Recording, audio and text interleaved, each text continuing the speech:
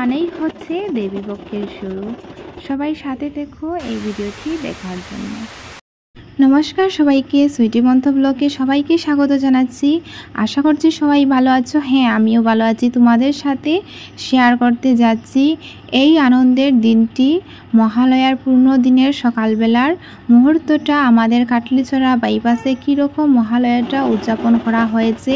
তো বন্ধুরা, সম্পূর্ণ ভিডিওটি দেখার জন্য আমার পাশে থাকবে সবাই। তো দেখতে পাচ্ছ এই বাজনার আওয়াজটাই হচ্ছে মায়ের আগমন, আর এই বাজনার আওয়াজটা শুনলেই আমাদের মনের মধ্যে অনেক আনন্দ জেগে ওঠে।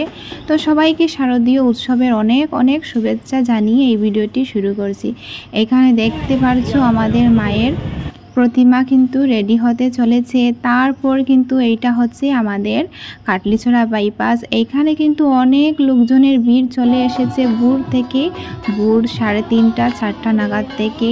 এখানে আমাদের রাধা গোবিন্দকে সাজানো হয়েছে। তারপর কীর্তন, সকালবেলার ভোরের কীর্তন, ওইগুলা এত সুন্দর আনন্দের মুহূর্তটা তোমাদের সাথে শেয়ার করেছি। তোমরা কিন্তু উপভোগ করবে। আর কে কোথা থেকে দেখছো এই ভিডিওটি কমেন্টের মাধ্যমে জানাবে।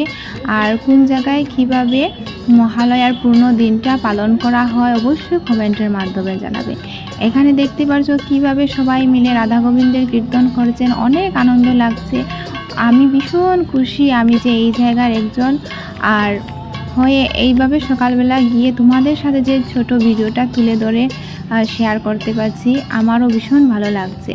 তো তোমরা দেখতে থাকো কিভাবে সবাই গান কীর্তন করছেন।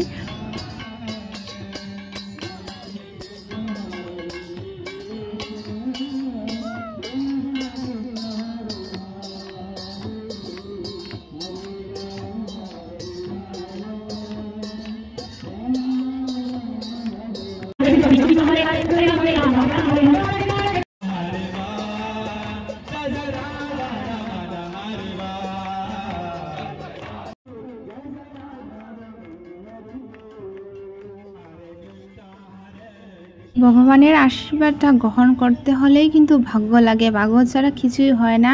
আর এইভাবে সকালবেলা যে গান কীর্তন করতে পেরেছি সবার সাথে মিশে, আমিও কিন্তু অনেক আজকের দিনে অনেক আনন্দ করেছি। তারপর তোমাদের সাথে যে এই আনন্দের মুহূর্তটা অল্প হলেই শেয়ার করতে পারছি, সেটাই আমার কাছে অনেক ভালো লাগছে।